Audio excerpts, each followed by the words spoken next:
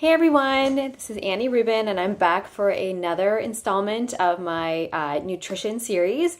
And today we are talking about managing the stress over the holidays. So, although the holidays can be a wonderful time to see family and friends, this time of year can trigger a lot of stress.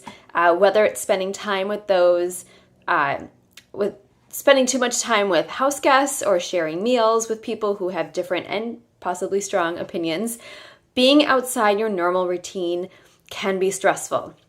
We all know that stress is a major trigger for autoimmune diseases and something we all work to minimize. There are some things you can do to minimize your stress levels over the holidays and prevent those post-holiday flares. Here are my top tips for stress management this holiday season. First, remember to breathe. One of the most basic human needs is breath. We need to breathe in order to live. Stress causes our breathing patterns to change because our flight or fight mode kicks in. Our breath becomes more shallow and irregular, and shallow breaths can trigger more anxiety. So breathing also helps activate our parasympathetic nervous system to help it calm down quite a bit. So the parasympathetic nervous system is the part of your nervous system that puts the brakes on our stress response. This part of the nervous system helps us calm down, and it restores balance to the fight or flight hormones and neurotransmitters that were released. So controlled and relaxed breathing has many benefits, including a better functioning immune system, which we all could benefit from, more energy, and lower levels of stress hormones. So when you are feeling stressed, try doing this deep breathing technique. The goal is to breathe in for half the amount of time that you breathe out. For instance, slowly breathe in and fill your entire belly with oxygen while counting to 4. Hold your breath for 1 second at the top of that breath, and then slowly release and breathe out for 8 counts. You could also do 3 counts in and 6 counts out, and so forth. My second tip is to carve out a little self-care time. This time of year is so busy, and you need to take a little self-care time to recenter and focus on yourself. So remember, you cannot be the best version of you if you do not take care of yourself. This task may seem totally impossible with the endless to-do lists for the holidays, especially if you're hosting this year. However, neglecting yourself and your needs will come back to bite you in the you-know-what come January. Here's how you can sneak in a little me time during the busy holiday season. Make movement a priority. Schedule your exercise into your calendar as if it were the most important meeting of the day. This is your time to be alone, to move your body, and to get those endorphins kicking.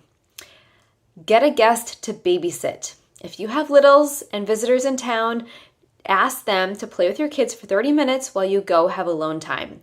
Use this time to do something that makes you feel good. Read a book, take a walk, or even write in your journal. Meditate. If you meditate regularly, do not by any means let this slide during the holidays. This is when you need it the most. Try waking up a little early for a meditation session, or do it right before you go to sleep. Journaling. Using a regular or gratitude journal can really help keep you grounded and focused over the holidays. Take a few minutes to jot down what you are grateful for, and this can help keep you in that positive state of mind. Okay, my last tip is to bring your own food.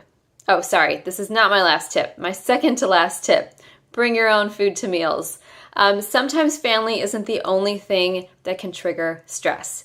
If you are living with an autoimmune disease or food allergies or sensitivities, the holidays can be incredibly stressful. Take it from me, I've been gluten and dairy free for over 15 years, so I am totally used to celebrating with food restrictions. Celebrating with family and friends at another person's home can be incredibly stressful in the sense that you may not be able to eat anything. So here's how to fix this dilemma.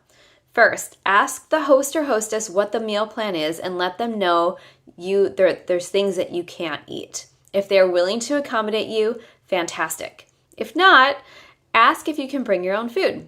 I do this all the time, and sometimes it is the easiest and best solution to making sure you can eat and not get sick. Okay, and my last and final tip for keeping stress at bay during the holiday season is to let it roll. My last piece of advice is, again, it can be really hard, right? And I even tell my daughter, like, just let it roll. It's hard to be with a lot of people over the holidays, especially if you're an introvert like myself. And people can say things that are hurtful to you, even if their intentions are not ill-willed. Because remember, you're not the only one dealing with stress. Everyone else around you is probably stressed out too. And when you get stressed, you tend to take it out on the people you love. So my best advice is to just let it roll off your back. Rather than start a conflict or heated discussion, take a deep breath and walk away. Do not take things personally and try to remain calm. It is so much easier said than done, but if you can do it, your stress hormones will definitely thank you. So just to recap today, today we focused on my top tips for keeping your stress at bay this holiday season. Remember to practice deep breathing, carve out some time for yourself, plan ahead for meals, and let it roll. I wish you all a wonderful holiday season. Please don't forget to hit the subscribe button for more great information on inflammation, diet, and lifestyle. I will see you later.